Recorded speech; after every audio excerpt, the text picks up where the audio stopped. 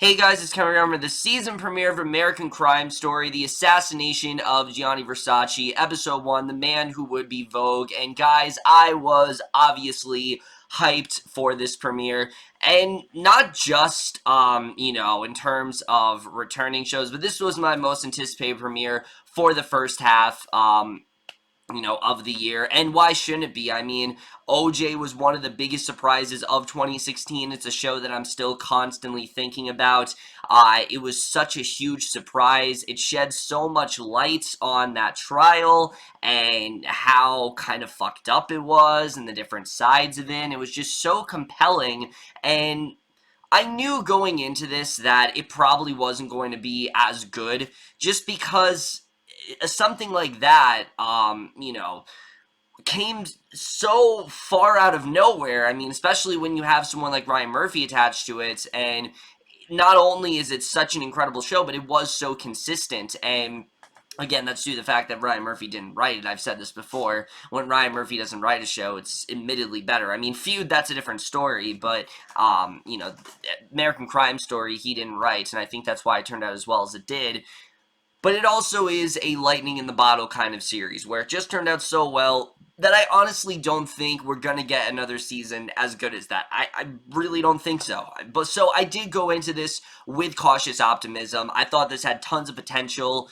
And I have to say, no, this is definitely, so far at least, this is not as good as OJ, but honestly, I'm not going to compare because it is something very different. This is clearly a much more smaller scale. It's a lot different of a story, and definitely something I am overall on board for. I'm looking forward to seeing, like I said, where this really does go, and what we have so far, at least, I really do like. But let's just get into this overall. So I really love the way this starts off. We start off in Miami Beach, Florida on July 15, 1997. We see Gianni Versace. He puts on a robe. He looks out over his estate toward the ocean. The camera pans to find Andrew Cunanan. He's relaxing on the beach, feet from the waves. He pulls a copy of The Man Who Was Vogue from his backpack along with a handgun, and after making sure no one's watching, he checks out a painful-looking sore on his thigh, then walks into the ocean, and he screams in anguish. And immediately, I was very intrigued by this character. I mean, why is he enraged? What's really going on with him? Why does he have a handgun? Where did the sore come from? I mean, there are already so many questions about this, and I really love the way this was set up. And we see, juxtaposed to that, Gianni is at his mansion. He's taking medication.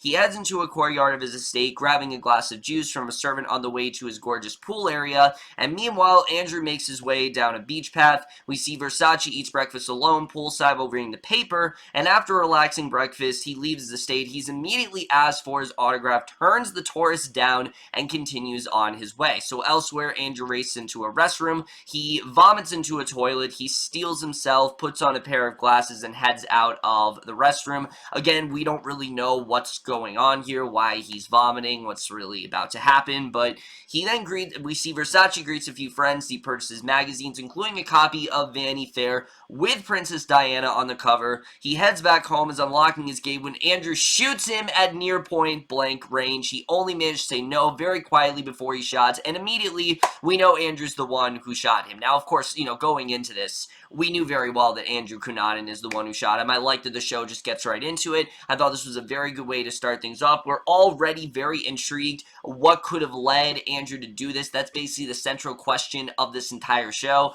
and I thought this was definitely a very good way to set up that initial premise.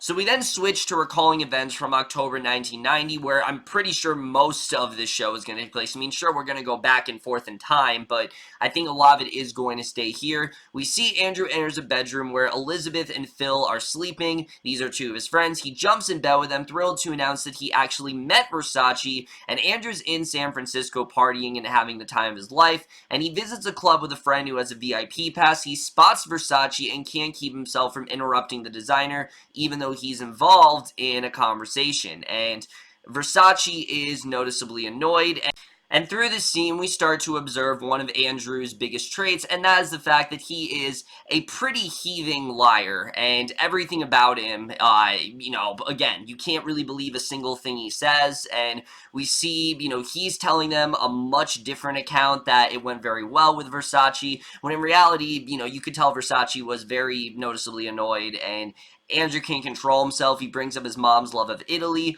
Finally, Versace engaged in conversation, asking where Andrew's mother's parents were born in Italy, and he fills the justificated seat next to Versace, and they continue talking. Now, all this is being recalled by him, but he is completely twisting the story. He's trying to make it seem like Versace was the aggressor as he recounts the events of the club to Elizabeth and Phil over breakfast, and again, is just making it sound a lot better than it actually was, and that could be for a number of reasons, maybe because of his insecurities, but what I kind of got from this scene is that Andrew is someone who just wants to make what sounded like this, really mundane encounter sound a lot more fantastical, and this is not the first time he does this in the show, and I think this is going to be something that we see throughout, the whole season. In fact, this is one of the reasons why Andrew Cunanan is not really all that well known. We'll get back to this a little bit later, but Elizabeth's impressed, but Philip's definitely not. Andrew reveals that Versace invited him to the opera, and Elizabeth and Phil exchange knowing looks when Andrew's back is turned.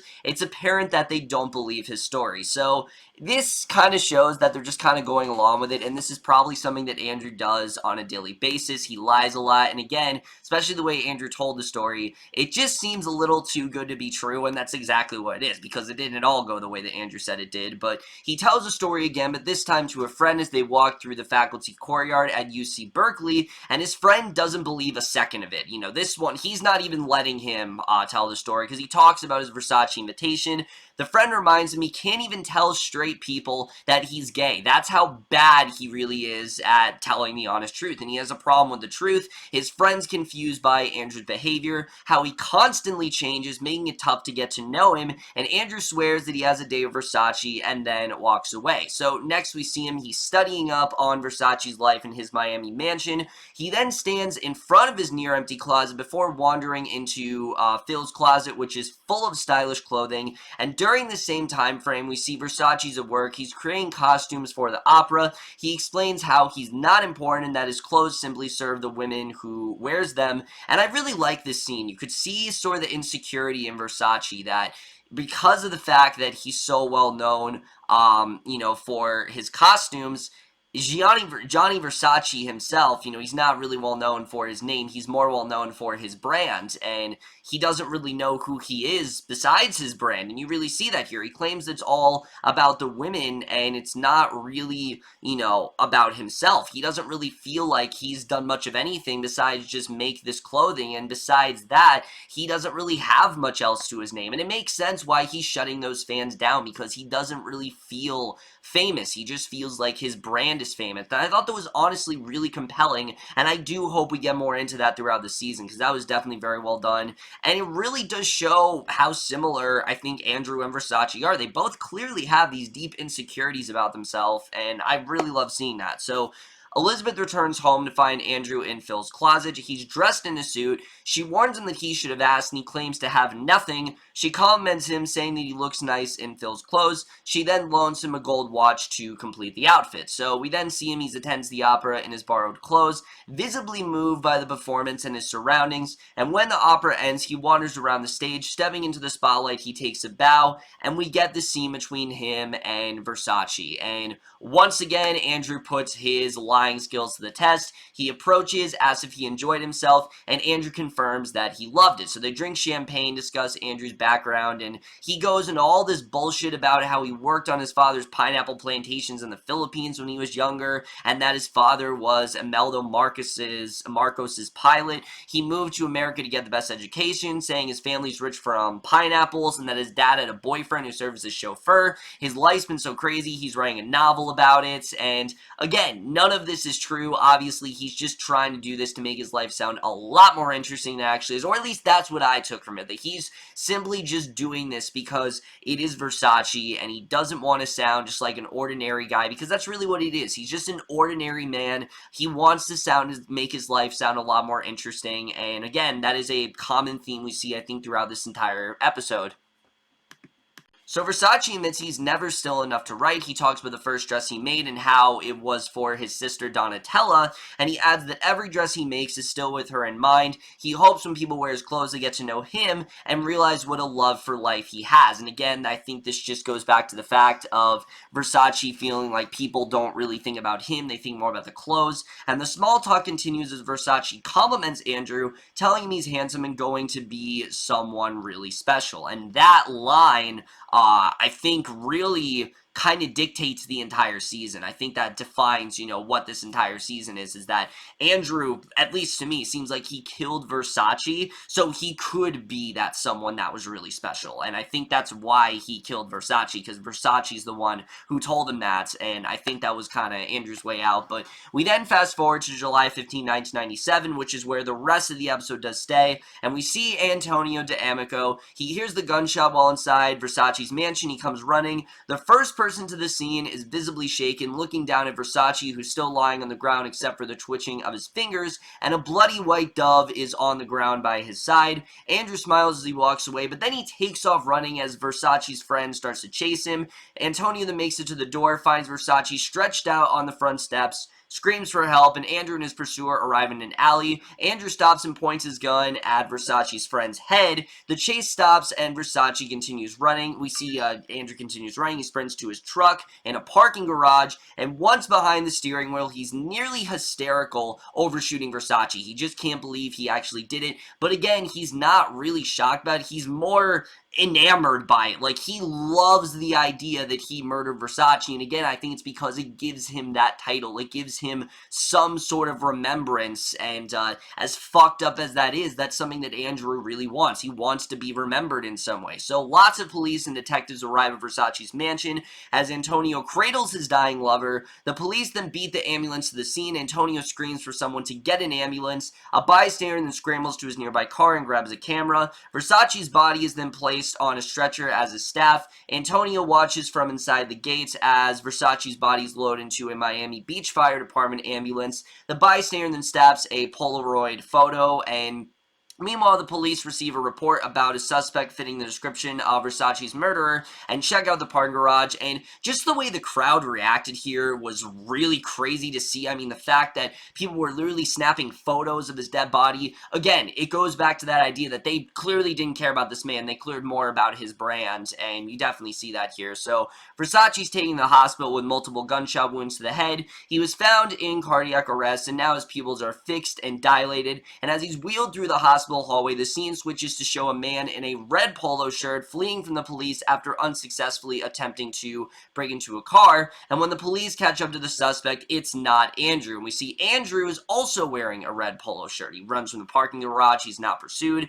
Doctors and nurses are then working on Versace. He finds that he has a weak pulse, and outside the hospital, the media have gathered along with the crowd. The photographer puts his Polaroid photo up for bid on the street outside the hospital, suggesting the bidding starts at $30 million, which is insane. I mean, it's just crazy. It's really crazy what's going on there. X-rays and show the bullet has lodged to an area of Versace's brain that isn't operable. CPR is halted, and Versace is declared dead at 9:21 a.m. So Andrew then hops in a taxi while at Versace's home. Antonio is told that Versace didn't make it. A police line holds up the media and spectators back from the crime scene. However, one woman sneaks under the tape, dips a magazine ad for Versace into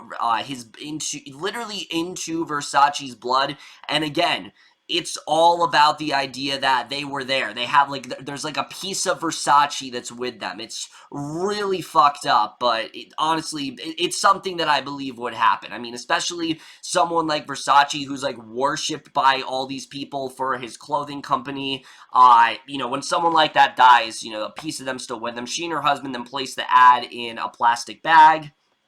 And we then get probably one of the most disturbing scenes of the entire episode, where Andrew walks into this classy hotel, he cleans his face in the public bathroom, and as he's about to leave the hotel, he pauses to listen to a news report about Versace's murder. He mimics a concerned woman's response, but we see that in reality, he's just masking the fact that he's actually smiling about this, which is just, again, really chilling to think about. The police then find his red truck, driver's door opens in the garage. They discover the plates are stolen, but the vehicle ID number matches a stolen truck that was linked to the homicide of William Reese. So Andrew's listed as a suspect in the murder and in the truck's theft, and I'm guessing that we're going to focus more on that a little bit later, but the FBI in Washington, D.C. become involved in the Versace murder case, meeting to determine who they have on the scene in Miami. FBI agents then arrive at Versace's mansion. They speak with the local police, and one of the agents is Agent Evans, and he's been on Andrew's trail for months. He's known very well of Andrew's, reputation as a killer,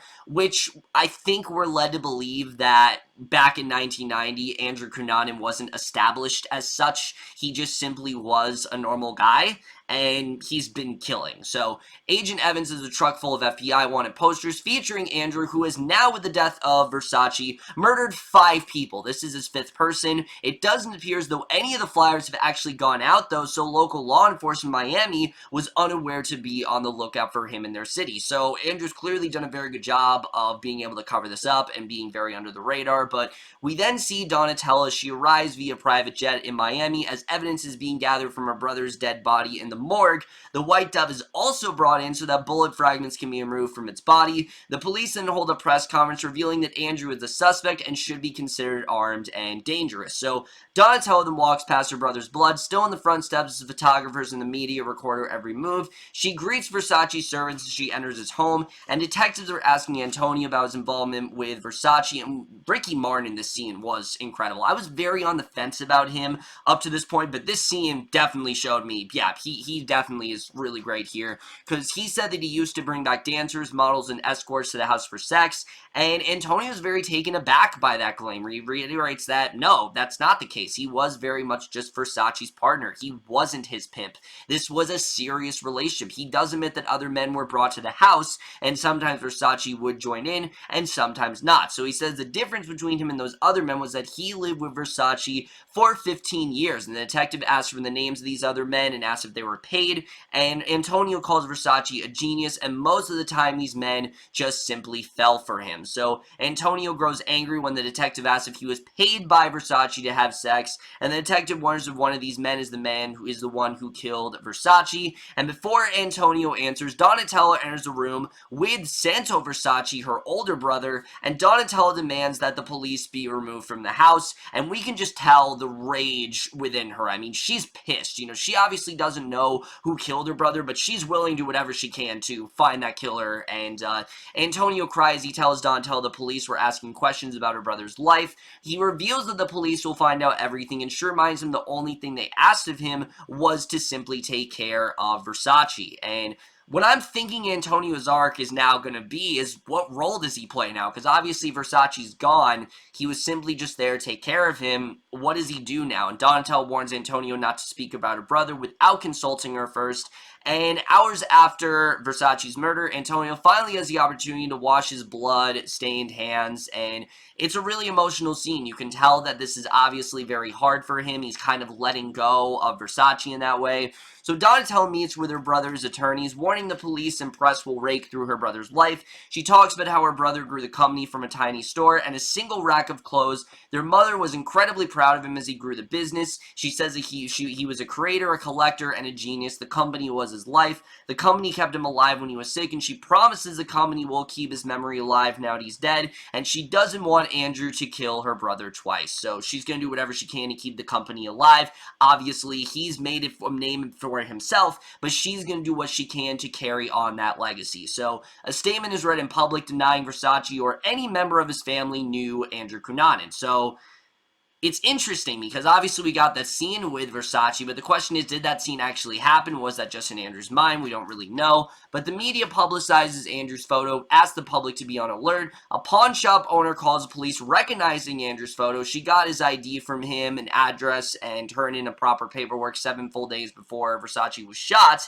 And the police should have been aware that this fugitive was in Miami. So Donatello continues meeting with attorneys about the company. He had just signed papers to put the Versace group on the New York Stock Exchange just a week before his murder. So Versace would have wanted them to move forward on this, but Donatello thinks if they put their family company in the hands of strangers, it could very well go against them. It could ruin their entire brand because, I mean, these strangers, they don't really know what Versace was planning. I mean, again, it could really ruin their brand. So she instructs the attorneys they won't be listing on the NYSE and will remain a family company because they know what Versace wants. They don't want to tarnish his work. So Metro-Dade police race to the address provided by the pawn shop owner. They arrive at the Normandy Plaza. They break down the apartment door. It's a low-rent place, and the man in the room claims to not to know Andrew Cunanan. And we see Andrew. He's dressed in a snappy outfit. He strolls the streets by the beach. No one pays him any attention, and he smiles when he sees the newspaper headline declaring that Versace was murdered. And that is the way this episode ends.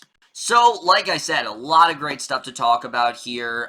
First of all, right off the bat, I really do want to talk about everyone in their roles. I think, honestly, everyone did a really great job. And what I really love about this cast is that it is, for the most part, a entirely new group. There isn't really anyone in here that we haven't really, that we, really have seen before. I mean, sure, some of them maybe have made cameos, but the whole cast is comprised of really new blood, and that's not really something you hear about in a Ryan Murphy show. He tends to carry over a lot of his performance, and it's cool to see a lot of new faces, joining the Ryan Murphy bandwagon.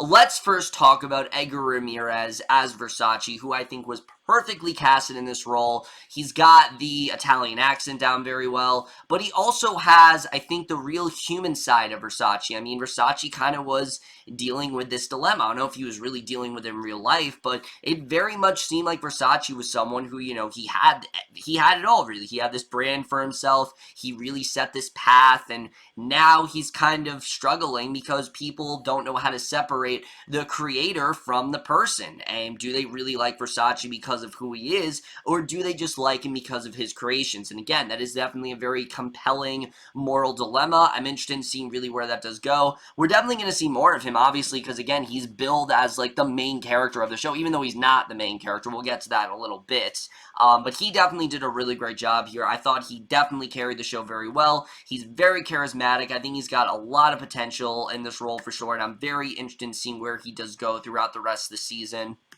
However, easily for me, the standout of this entire thing was Darren Criss as Andrew Cunanan, who absolutely blew me away. I mean, I've seen Darren Criss in a lot of stuff before, obviously, Glee and things like that, but this may very well be the best role he's ever going to play, because I think he's got this character down to a science. I watched a behind-the-scenes video, and it is hard to kind of play this role, because again, a lot of details surrounding Cunanan is pretty murky. I mean, this is a guy who was known to lie a lot and never really told a lot of true facts about his family. So because that, a lot of his origin and his upbringing and his sort of inspiration, for doing what he did is very much lost, but Criss really brings a lot of layers to this character. You can see this is a man that, for the most part, is pretty normal. Sure, he has this psychopathic edge to him, but for the most part, he is just a normal guy, and I think that's something that really does bother Andrew. He sees someone of Versace, someone who is on top, and he wants that life. He wants to be as admired as Versace. He wants to be as remembered as Versace, and we really, I think, are going to see that throughout the show. I'm interested in seeing really where he does go. Obviously has this problem with lying as well.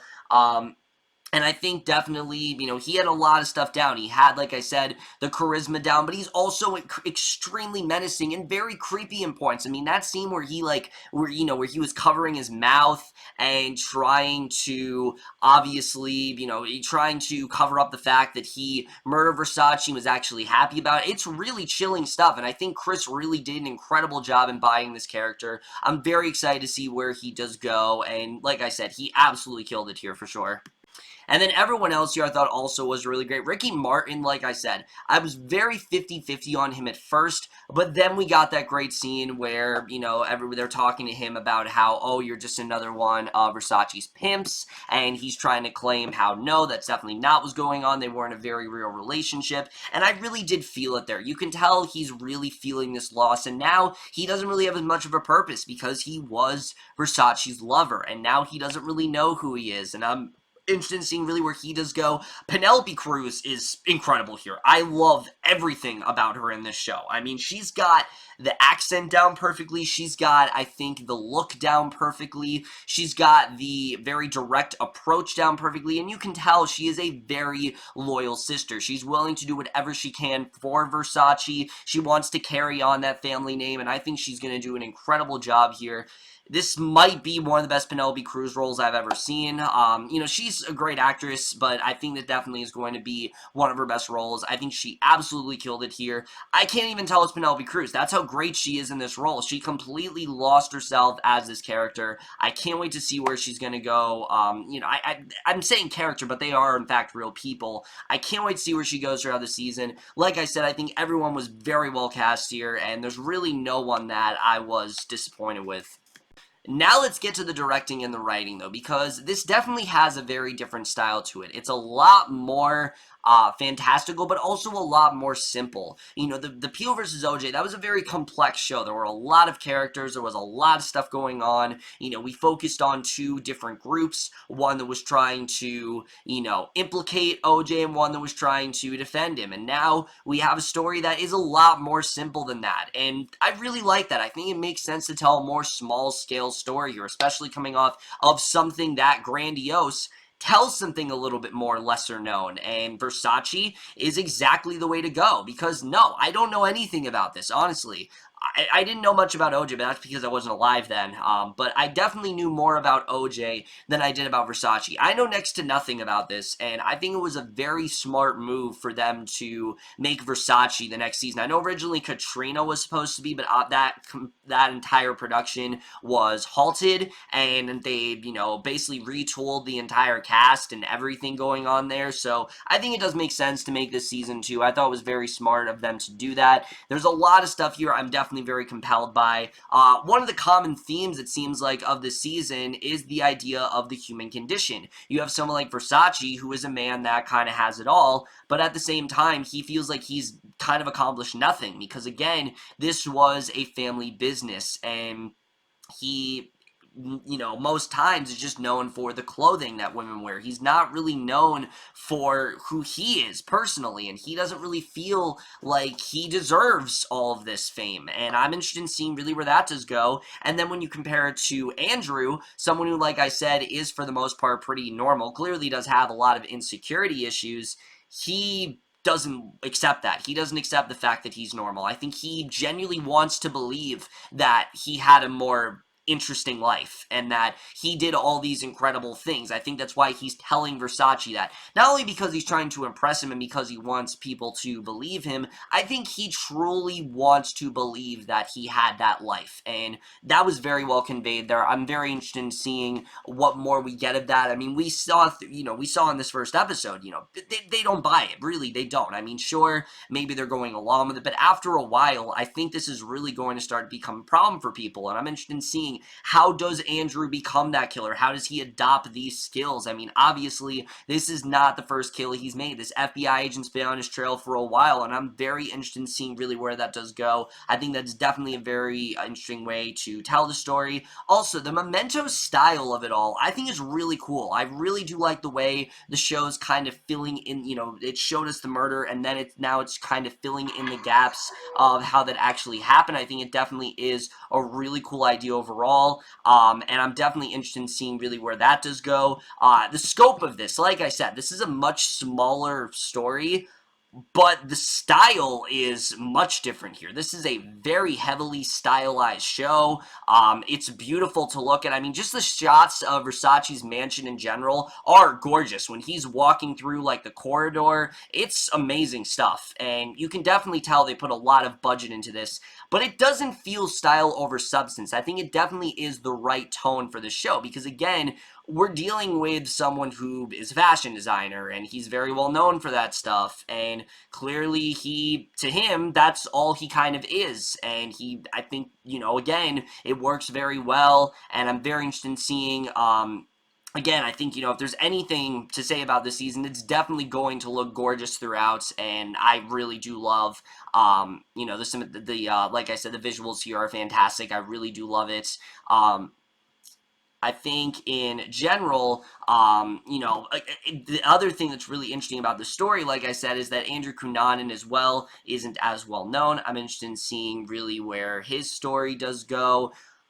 But, as I did say, I did not think this premiere hit the heights of the first season, and that is only because, while I did like what we got here, I do think the season's just a little bit unfocused.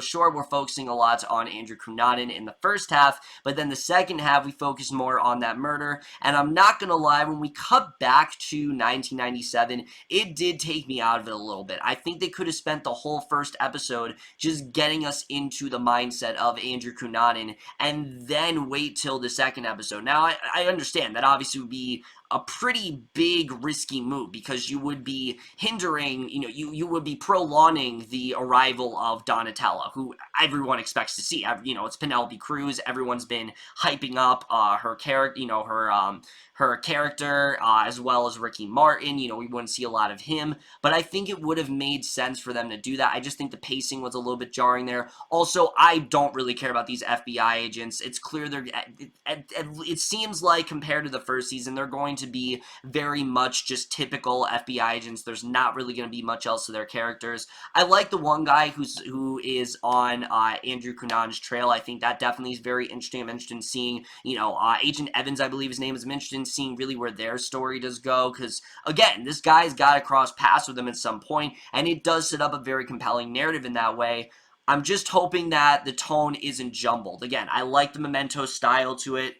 I'm just hoping it factors into this season. I think it definitely is a cool idea. And again, it's something different than what we got in Pio vs. OJ. And that is, I think, the biggest praise I will give this premiere, is that we are getting something very decidedly different, and it's not just trying to, recreate what Pio vs. OJ did. This is not a courtroom drama. This is not, this is not what we got in the first season. It's much smaller scale, and I am definitely on board with that. Other than that, I can't really think of too many complaints I had here. Like I said, I thought this was a really great premiere. I'm very interested in seeing really where we do go for here. There is tons of potential, and I am definitely hyped to see where we do go. It definitely did not disappoint at all. It was different, obviously, from the first season, but I'm definitely interested in seeing really where it does go from here. And I'm definitely going to give the first episode of American Crime Story, The Assassination of Gianni Versace, the man who would be Vogue, a B+. So over, guys, the season premiere of American Crime Story. Let me know what you guys thought of this episode overall. Left your thoughts, and I'm very excited for the show to be back. It has definitely been a very long wait, but hopefully it continues to be as good as it is here. But that's it for my review. Hope you enjoyed. I'll see you guys in my next video, and I will see you guys for that. Okay, bye. I get so lonely when she's not